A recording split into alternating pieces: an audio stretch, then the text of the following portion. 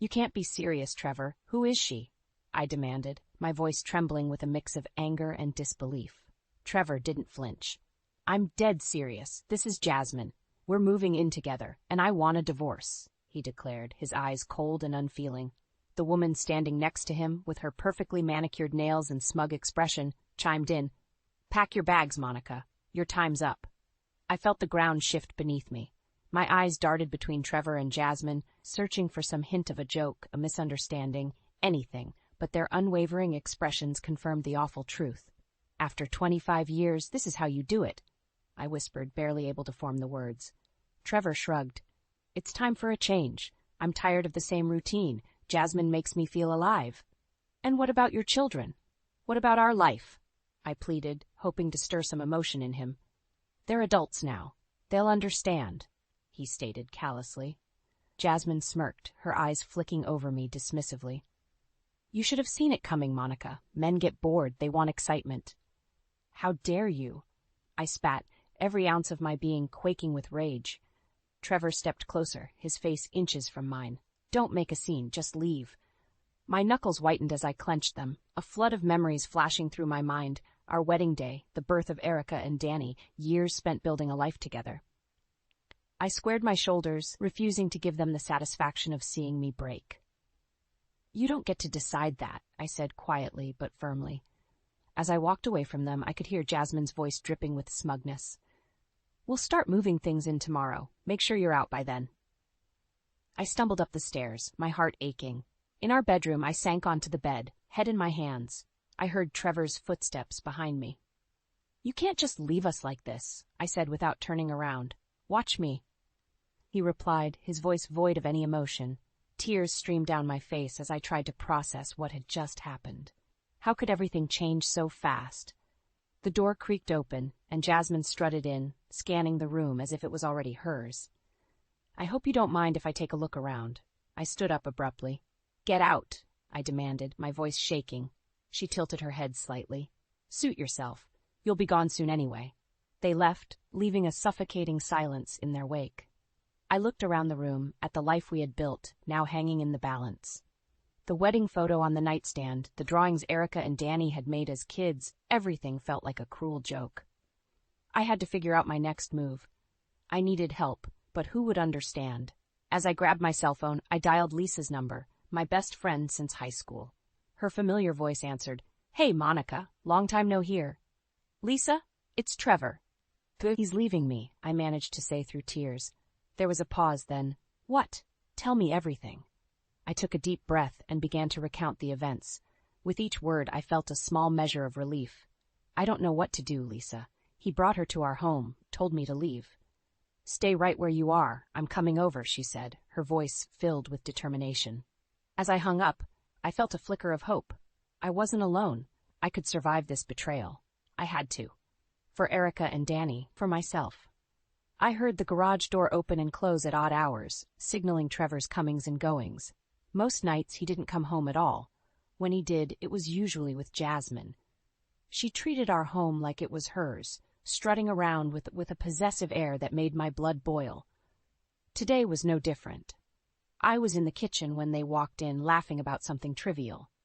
Trevor barely glanced at me as he passed by, heading straight into the living room. Don't you have something better to do? Jasmine sneered, eyeing the grocery bag in my hand. I didn't respond, focusing on unloading the groceries, anything to keep my hands busy and my mind off the venomous words that burned inside me. She strolled over to the dining table, deliberately knocking over a vase of fresh flowers. Petals scattered across the table, a once beautiful arrangement, now a mess. Oops, how clumsy of me, she said with a fake gasp. I clenched my jaw. Why do you keep coming here, Jasmine? You have your own place. She smirked, tilting her head. Because I can. Trevor likes having me around. Don't you, sweetheart? She called out to Trevor, who was mindlessly flipping through TV channels. Yeah, sure. Trevor responded without enthusiasm, his eyes glued to the screen. In that moment, the phone rang, startling all of us. I picked it up, recognizing Erica's voice immediately. Hey, Mom, Danny and I are coming home this weekend. We thought it'd be nice to spend some time together. Is that okay? Of course, sweetie. I can't wait to see you both, I said, forcing a smile into my voice. See you soon. Love you, she said cheerfully before hanging up. I turned back to see Jasmine leaning against the counter, arms crossed. Looks like the kids are coming over. Should we tell them the news, or do you want the honors? They're coming to see their mother, not you, I snapped. Trevor finally tore his eyes from the TV. They should know. Sooner or later, they'll find out, he said dismissively. Not now, I insisted, my voice trembling. We'll talk when they're here. Jasmine rolled her eyes. Fine, just make sure you're ready for that conversation. The weekend arrived quickly. Erica and Danny burst through the front door, filling the house with the laughter and liveliness it had been missing. I hugged them both tightly, savoring every moment. Mom, is everything okay? You seem off, Erica observed, her brow furrowed in concern. Danny nodded, glancing towards the living room where Trevor and Jasmine were sitting. Yeah, what's going on? He asked. Taking a deep breath, I led them to the kitchen, away from prying eyes. There's something you need to know, I began, struggling to find the right words. Your father and we're getting a divorce. He's been seeing someone else. Erica's eyes widened in shock, while Danny clenched his fists. Are you serious? Dad, how could you? Erica shouted as she stormed into the living room. Trevor looked up at her, unbothered. It's complicated. We're just going in different directions. Danny followed, his voice trembling with rage. Complicated? You're destroying our family. Jasmine stood up, looking between all of us. Trevor needs someone who can keep up with him. Monica couldn't handle it. Simple as that. The room fell into a tense silence as Erica turned to me, her eyes filled with empathy and anger. Mom will help you through this. You don't deserve any of this, she said softly. Danny nodded. We'll make sure you're okay. You're not alone. In that moment, I felt a surge of strength. Their love and support gave me hope. This was just the beginning, but already I felt a resolve solidifying within me. With Erica and Danny by my side, I could face whatever lay ahead. Sunday morning, the weight of last night's conversation hung heavily in the air. Erica and Danny were unusually quiet during breakfast. Trevor and Jasmine, predictably, were nowhere to be found. As we cleared the plates, Erica turned to me, her eyes filled with concern. Mom, you should really think about the divorce. Get ahead of this, she urged, her voice steady. I know, sweetheart, but it's all so overwhelming, I replied, wiping my hands on a dish towel. Danny joined in, his tone filled with determination. We're with you, Mom. You don't have to face this alone. Just then, the front door opened and Trevor walked in, followed by Jasmine. They were laughing, oblivious to the emotional wreckage they had left behind. Morning, everyone, Trevor announced, attempting a cheerful tone. Erica's eyes narrowed. Dad, how can you act like nothing happened? Jasmine smirked, slinging her arm through Trevor's.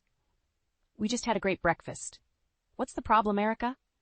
The problem, Jasmine, Danny shot back, is that you have no respect for our mom or our family. You waltz in here like you own the place. Trevor raised his hands in a gesture of peace. Calm down, Danny. There's no need for this hostility. Let's just enjoy the weekend. Erica shook her head in disbelief. Enjoy the weekend? After everything you've done? This isn't just your life, Dad. You've torn our family apart. Trevor sighed, looking genuinely puzzled. I didn't mean for it to be like this. Life just got complicated. Complicated? That's your excuse? Erica retorted, her voice rising. Jasmine stepped forward, her eyes cold. Look, maybe it's best if Monica just leaves now. It'll make it easier for everyone. I felt a fire ignite inside me. You don't get to decide when I leave, I said firmly. Trevor glanced at me, his expression hardening. Monica, why drag this out? We both know it's over. Danny stood protectively beside me. Mom has sacrificed everything for this family. She deserves better than to be thrown out like garbage. Erica nodded in agreement. Dad, if you can't see that, then you're more lost than we thought. Trevor looked taken aback by their united front. Jasmine, however, remained unfazed.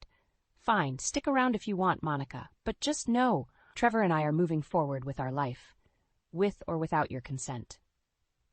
Erica turned to me, her eyes pleading. Mom, please, talk to an attorney. Protect yourself. I nodded slowly, feeling the strength their support provided. You're right. I need to start protecting myself. The rest of the day passed in strained silence, with Trevor and Jasmine acting as if nothing had changed. Later that evening, as I hugged Erica and Danny goodbye, I felt a newfound resolve. I'll be okay, I assured them, watching them drive away. That night, I dialed David, the divorce attorney Lisa had recommended. "Mr. David, I need your help," I said, gripping the phone tightly. "Of course, Monica. Let's get you through this," he responded, his voice calm and reassuring. As I ended the call, I glanced around the home I'd spent decades building. I knew this was just the beginning, but with Erica and Danny's unwavering support, I was ready to face the storm head-on. David slid a stack of papers across his desk. "These are your rights, Monica," he explained. "You deserve a fair settlement, property, alimony. Don't settle for less." I nodded, absorbing his words. "Thanks, David. I just don't know where to begin." "One step at a time," he assured me. "We'll start with the divorce papers. Have Trevor served.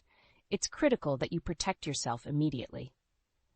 "I appreciate that," I replied, holding the papers tightly as if they were a lifeline. Back at home, tension hung thick in the air.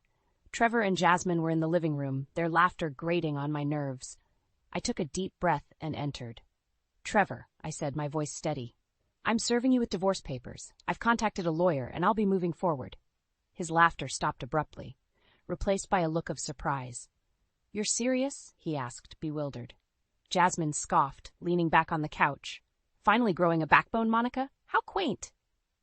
Ignoring her, I kept my eyes locked on Trevor. "Yes, I'm serious. I deserve better than this." Trevor stood up, his face reddening. "Where do you plan to go?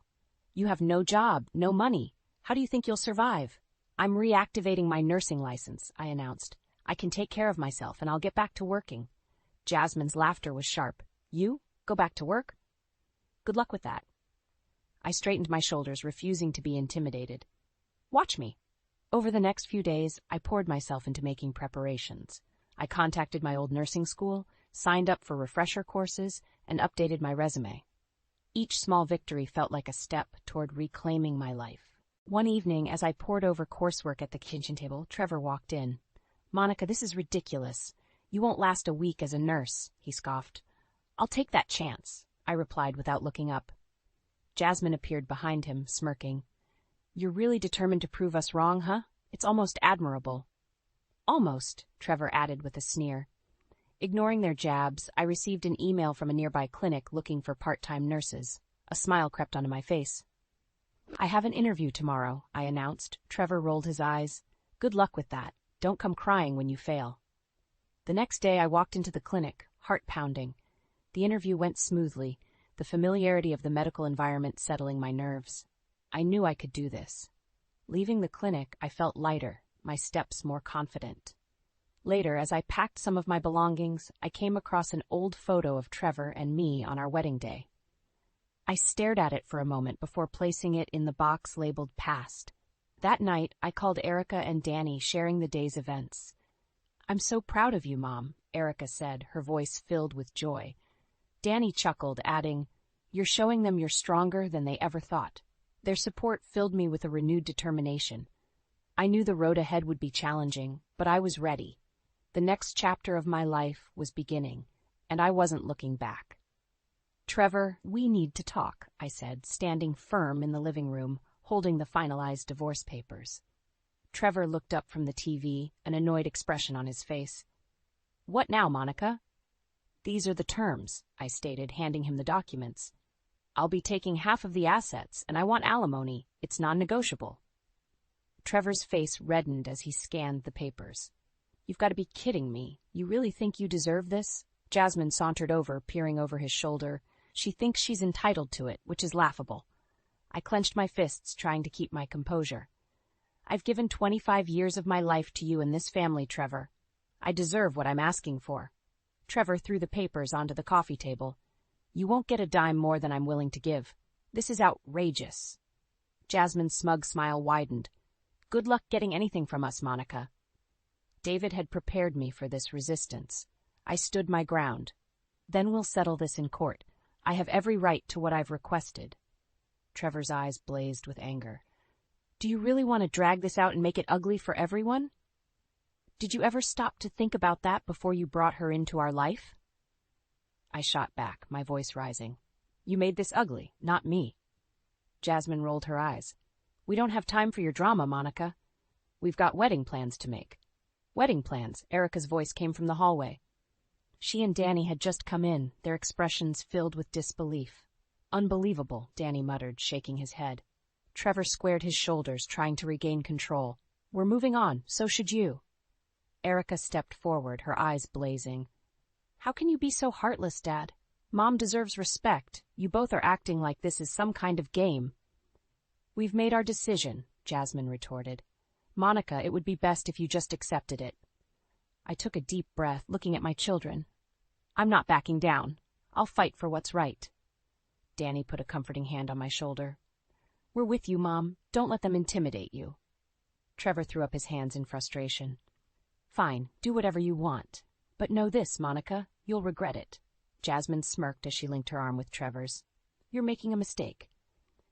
I made a mistake letting you into my life, I countered, but I won't make the mistake of not standing up for myself.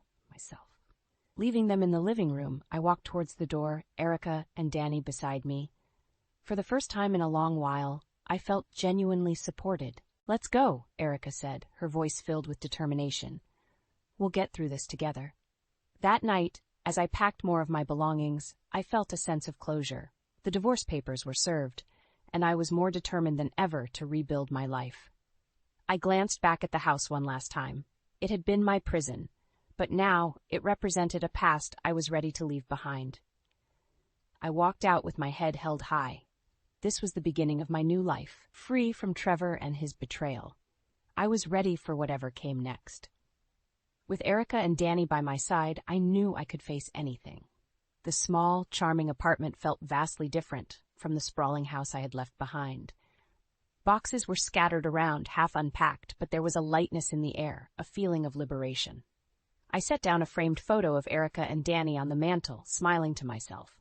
The weekend had been a whirl of moving and settling in, with Erica and Danny helping every step of the way. Now, in the quiet of my new space, I could finally breathe again. I received a text from Lisa. Welcome to your new freedom. Dinner to celebrate? Yes, I typed back, feeling grateful for her constant support.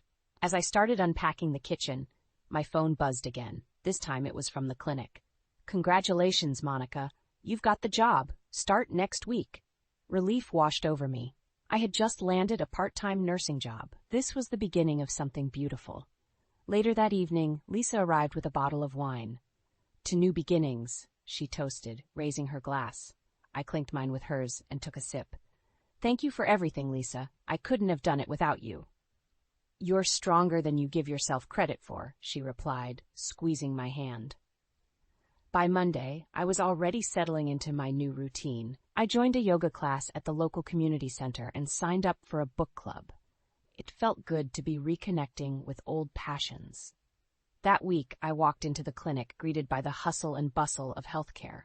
The familiar scent of antiseptics and the hum of activity was oddly comforting. Julie, a nurse colleague, introduced herself. Welcome back to the field, Monica. It's great to have you on board. Thanks, Julie. It's good to be back, I replied, feeling a sense of purpose return. Throughout the day, I dived into work, grateful for the distraction. It wasn't easy, but it felt rewarding. During lunch break, Carol, a member of the book club, joined me. You must be Monica. Heard great things, excited to discuss some good reads with you. I look forward to it, I said, smiling warmly. At the end of the day, I walked out of the clinic with an overwhelming sense of accomplishment. For the first time in years, I felt valued for my own skills and hard work. One night, as I returned from yoga, I found Erica waiting for me in my living room. Thought I'd drop by and see how you're settling in, she said, embracing me. I'm doing well, actually, I replied, returning the hug. Thanks to you and Danny. Erica looked around the apartment. This place feels more like home. You really seem happier. I am, I confessed. I didn't know how much I needed this.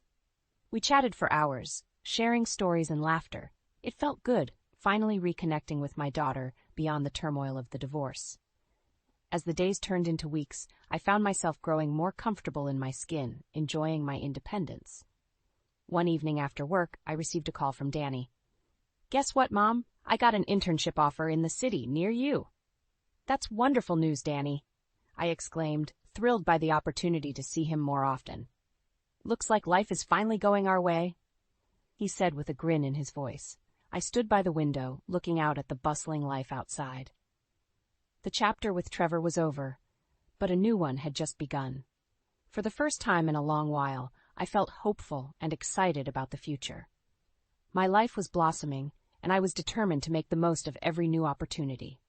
Months flew by in a blur of work, yoga, and book club meetings.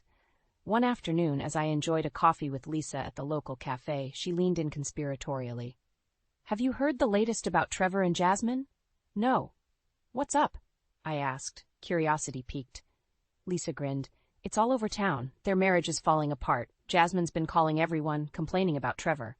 I took a slow sip of my coffee, letting her words sink in. Really? What did she expect? Marrying a man who cheated on his wife? As if summoned by our conversation, my phone buzzed. The screen flashed. Jasmine. I hesitated before answering. "Hello? Monica, it's Jasmine." Her voice was tense, almost desperate. "I need to talk to you." "What for?" I asked, surprised by my own indifference. "Please, it's important. Can we meet?" "Fine," I agreed, more out of curiosity than anything else. "The cafe near my place in an hour." I hung up and turned to Lisa. This should be interesting. An hour later, I spotted Jasmine at the cafe, looking frazzled and exhausted. She was a far cry from the confident woman who had invaded my life months ago. "Thanks for meeting me," she started, wringing her hands. "Get to the point, Jasmine. I have a life to get back to," I said, leaning back in my chair. "It's Trevor. He's impossible to live with. Lazy, controlling, and completely useless with our baby," she blurted out, her voice cracking. I raised an eyebrow. "Oh, and what did you expect?" Jasmine's eyes filled with tears. "I thought he'd be different with me, but I was wrong. He's a nightmare. I don't know what to do." I felt a strange sense of satisfaction, but kept my tone neutral. "Maybe you should have thought about that before breaking up a family." "Monica, please," she pleaded. "I don't know how to handle this." I stood up, feeling an overwhelming surge of empowerment. "You made your bed, Jasmine. Now you have to lie in it. I warned you about the consequences. Goodbye." As I walked away, I felt a weight lift off my shoulders. Karma had finally come knocking, and it was not my job to clean up the mess it left behind. The next day at the clinic, Julie caught me during lunch. "I heard someone's having trouble at home," she said with a knowing look. "News travels fast," I replied, smiling. "Want to grab a drink after work? You could use a distraction," she suggested. "Sounds perfect," I agreed. Later that evening, as we clinked glasses at a cozy bar nearby, I realized how far I had come. Surrounded by genuine friends and flourishing in my own career, I felt a sense of pride and contentment that had been missing for years. That night, I returned to my apartment with the contentment that I had been lacking for years. I knew that this new chapter of my life was just beginning, and I was ready for whatever came next. It had been almost a year since I left Trevor, and my life had taken a turn for the better. My small apartment felt like home, and my job at the clinic was fulfilling. Erica and Danny visited often, bringing laughter and vitality into my space. One evening, Erica and I were getting ready to head to a concert, something we hadn't done together in years. "Mom, you look amazing," Erica said, smiling as she adjusted her earrings in my living room mirror. "Thanks, sweetie. It feels good to go out and enjoy life," I replied, slipping on my favorite pair of shoes. Just then, there was a knock on the door. I furrowed my brow. Who could that be? I opened the door to find Trevor standing there, looking disheveled and desperate. "Monica, can we talk?" Erica's expression hardened. "Dad, now isn't the time." Ignoring her, Trevor stepped inside, his eyes pleading. "Monica, please, I made a mistake. Leaving you was the worst decision of my life. Can we try again?" I blinked, taken aback by his sudden change of heart. "You have some nerve, Trevor, after everything you put me through?" He nodded, appearing genuinely remorseful. "I know, Monica, I was wrong. Jasmine, it was a disaster. I want to make things right." Erica stepped between us, her voice steely. "Dad, Mom has moved on. She doesn't need you to fix anything." Trevor's gaze shifted to Erica, then back to me. "I can't change the past, but I'm asking for a second chance." I took a deep breath, feeling a mix of emotions, anger, sadness, but most of all a newfound strength. "Trevor, you shattered our family and treated me with utter disrespect. I've rebuilt my life, and it's better without you. There's no going back." His face fell, but I felt only relief. "Please, Monica," he whispered. "No, Trevor," I said firmly. "You need to face the consequences of your actions. It's time for you to move on, just like I have." Erica nodded in agreement. "It's over, Dad. You need to respect that." Trevor stood there for a moment, looking defeated. Finally, he turned and walked out without another word, closing the door softly behind him. As he left, I felt an overwhelming sense of release and clarity. Erica hugged me tightly. "You did the right thing, Mom. You deserve so much better."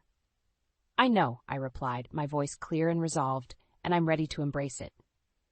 Later at the concert, surrounded by music and joy, I felt truly free. Erica and I danced and laughed, creating new memories. Standing in the middle of the crowd, I looked around and realized how far I had come. With my daughter by my side and a world of opportunities ahead, I felt a deep sense of fulfillment. My past with Trevor was now a closed chapter. The future was mine to shape, and I was eager to fill it with happiness and growth. As the night ended and we walked back to my apartment, I looked at Erica and smiled. "Here's to new beginnings," I said, my heart light and hopeful.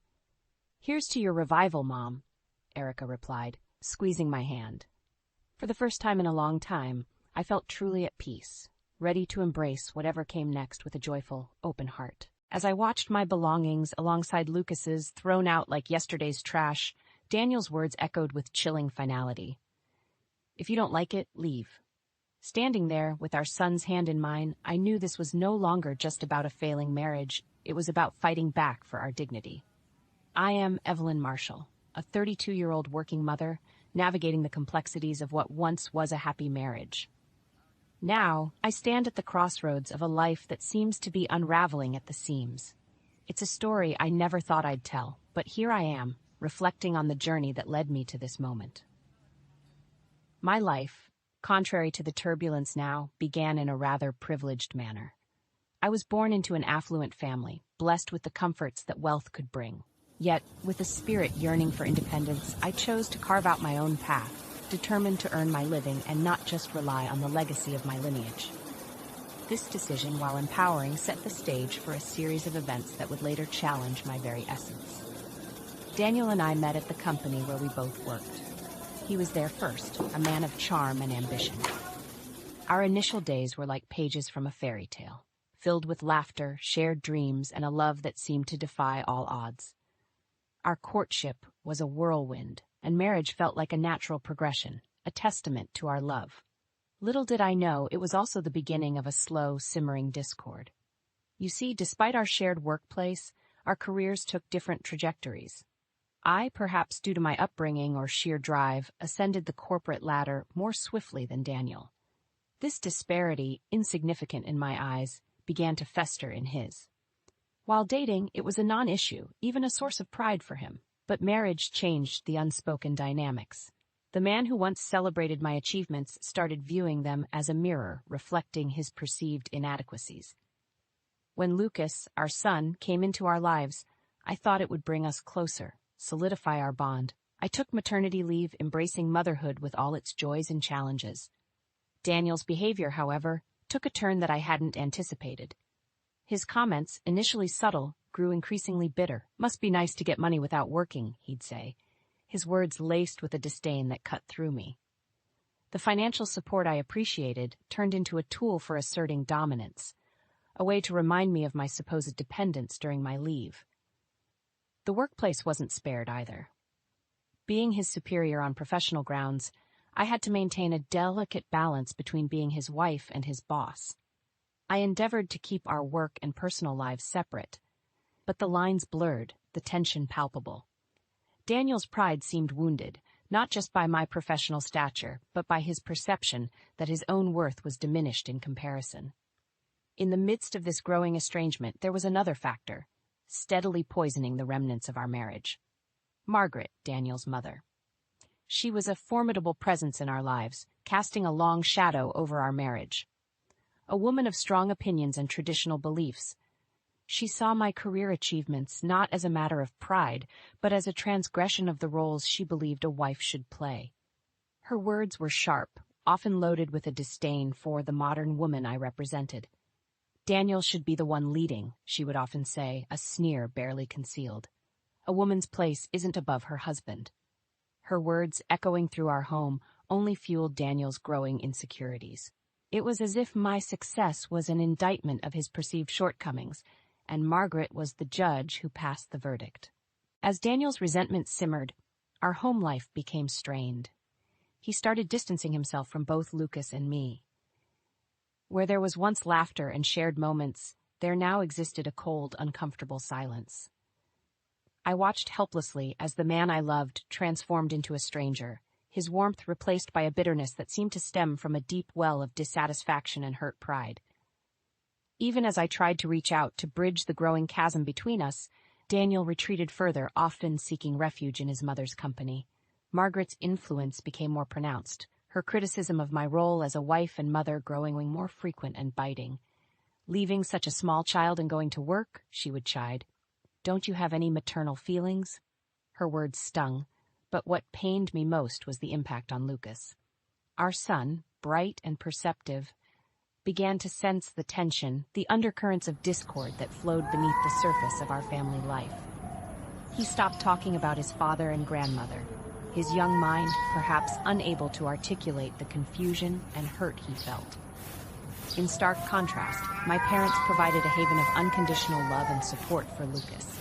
They adored him, filling his world with the affection and attention he so desperately needed. Their home became his refuge, a place where he could be a carefree child, away from the complexities clouding our own home. As I watched Lucas thrive in their presence, a thought began to take root in my mind. The environment at home, the constant tension and coldness, was not wanted for my son. The idea of leaving, once unthinkable, started to seem like a viable, even necessary option. But I was torn, caught between my commitment to my marriage and the well-being of my son. It was in the midst of this turmoil, as I grappled with the decision that lay ahead, that something decisive happened, something that would change the course of our lives forever. The day that altered everything began like any other, but it ended leaving my world in shambles. I returned home from work to find the unthinkable. My belongings, along with Lucas's, were strewn across our yard, discarded like refuse. My heart pounded with a mix of shock and disbelief as I stared at the chaotic scene before me. There, standing with an air of triumph, were Daniel and Margaret. The disdain in their eyes was unmistakable. Daniel's words hit me like a physical blow.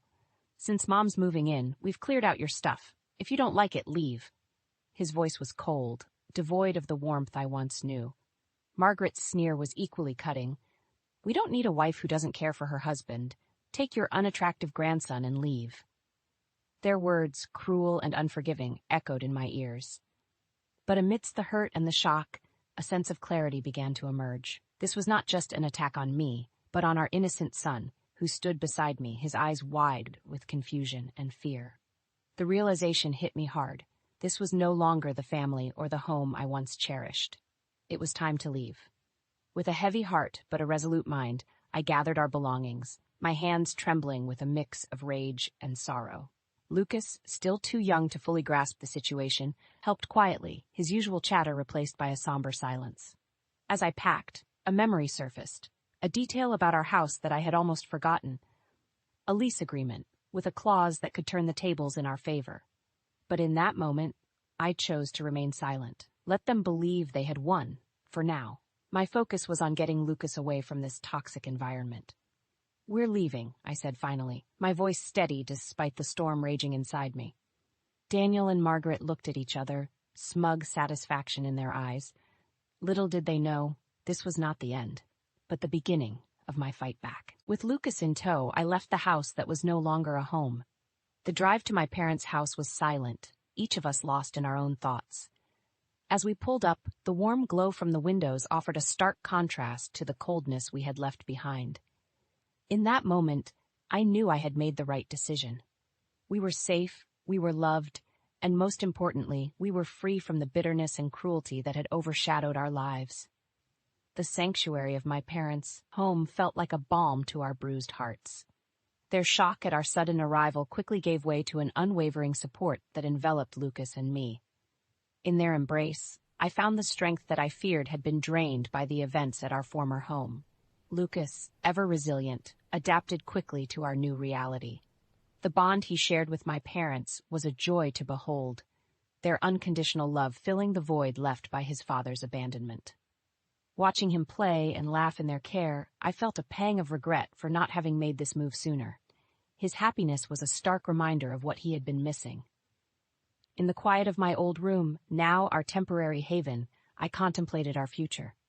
The decision to divorce Daniel became not just a necessity, but a resolve to protect Lucas and myself from further harm. My mind was set.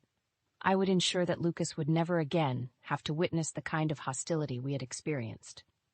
The following days were a blur of activity. Meeting with a lawyer, a longtime acquaintance of my family, I laid out the details of my situation. He listened intently, his expression a mix of professional detachment and personal concern. We discussed the logistics of divorce, custody arrangements, child support, and the division of assets. While I was financially secure, thanks to my earnings and inheritance, I was adamant that Daniel should bear responsibility for his son. Returning to the house to collect the rest of our belongings was a surreal experience. The place that had once been filled with laughter and love now stood empty and silent, a shell of its former self. Lucas clung to my side, his small hand gripping mine tightly as we packed up the remnants of our life there. As we left, I took one last look at the house. It was more than just a building. It was a symbol of a life that could have been. But as I turned away, I felt a sense of liberation. The ties that had bound me to that place, to a life filled with discord and unhappiness, were now severed. With each passing day, the initial shock and pain gave way to a sense of hope and anticipation for the future. Lucas's laughter became the soundtrack of our days, and in his smiles, I found the motivation to rebuild our lives. We were starting over, but this time we were doing it on our own terms. The journey through the legal landscape of divorce was like navigating a stormy sea. My lawyer, seasoned in the ebbs and flows of such proceedings, was a guiding light. The primary focus was securing a fair arrangement for child support. While my financial situation was stable, I insisted that Daniel uphold his responsibilities as Lucas's father. The day we presented the divorce papers to Daniel was charged with tension. His reaction to the child support clause was a mix of disbelief and anger. "Child support? After all the embarrassment you've caused me?" he blustered, his voice a mix of indignation and shock. Margaret, ever the antagonist, chimed in with her usual venom. "Why should John pay a dime to this ungrateful woman?" Despite their outbursts, I remained resolute, my lawyer calmly explaining the legal obligations and the fairness of the proposed amount. Daniel's frustration was evident, but the realization that his professional reputation could be at stake if he defaulted on his responsibilities seemed to temper his defiance. As we finalized the divorce proceedings, I couldn't help but reflect on the irony of it all. Here was Daniel, the man I had once pledged my life to, now a virtual stranger, bound to me only by the legalities of our shared past and our son. In those moments, a range of emotions washed over me. Relief that I was breaking free from a toxic relationship, sorrow for the love that had once been, and a fierce determination to build a better future for Lucas and me. The divorce marked the end of a chapter in my life, but it also signified the start of a new beginning. As I walked out of the lawyer's office, divorce papers in hand, I felt a weight lift off my shoulders. It was the first step towards reclaiming my life and providing Lucas with the stable, loving environment he deserved. With the legal battles behind us, I turned my focus to rebuilding our lives. The support of my parents was invaluable, their love and encouragement a constant source of strength. Lucas thrived in their care, his laughter and playful antics a daily reminder of the resilience of the human spirit. As we settled into our new reality, I found myself looking forward to the future with a sense of hope and optimism. The path ahead was uncertain, but I was determined to walk it with grace and strength for myself and for my son. The days following the divorce were a blend of relief and rebuilding. But amidst this new beginning, a revelation awaited. A twist in our tale that I had kept close to my chest. The house, the battleground of our final conflict, held a secret that was about to turn the tide in my favor. It began with an innocuous phone call from Daniel, now more a stranger than ever. His voice, laced with confusion and anger, pierced through the speaker. "Evelyn, what's this about an eviction notice? Why is it in your name?" I remember pausing for a moment, letting the gravity of the situation sink in. This was it, the moment I had anticipated. "Daniel, the lease needs renewal, and I've decided not to," I replied calmly. The silence on the other end was palpable, as the realization dawned on him. "Yes, Daniel, the house is mine," I continued, the words tasting of both victory and sorrow. "It's part of the properties under my name, inherited from my family." The shock in his voice was evident as he processed the news. All this time, the house he believed to be ours was, in fact, a part of my heritage. The conversation that followed was a mix of disbelief, anger, and desperation.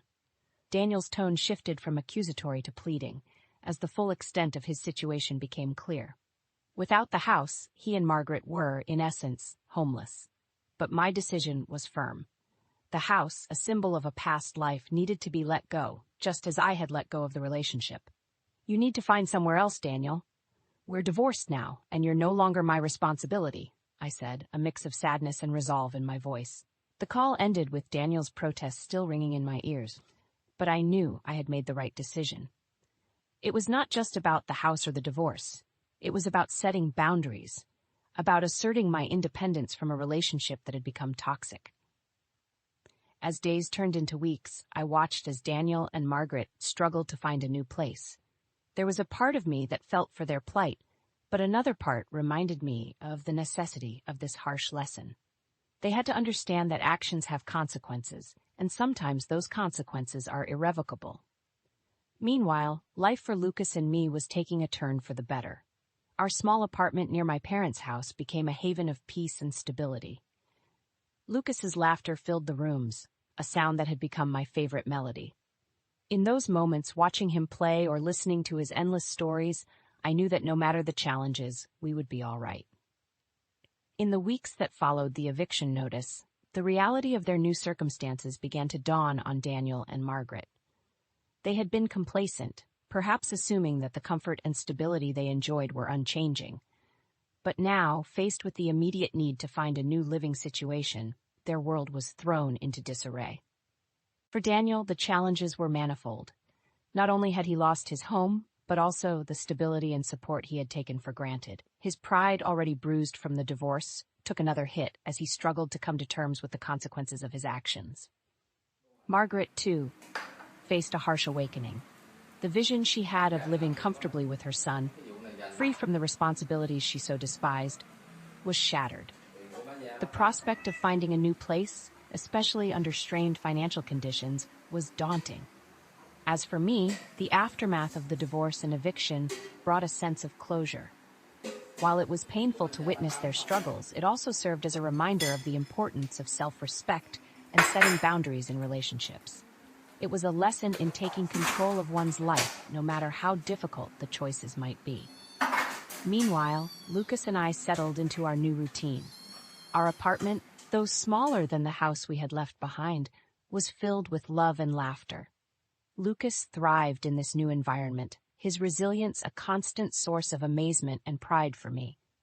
Our days were filled with simple joys, walks in the park, visits to the library, and evenings spent with my parents, who continued to be a pillar of support. In those moments, surrounded by the people who truly mattered, I found a contentment that had been missing for so long. The experience also taught me the value of looking forward, of not letting the past dictate the future. I began to focus on rebuilding my life, not just for myself, but for Lucas.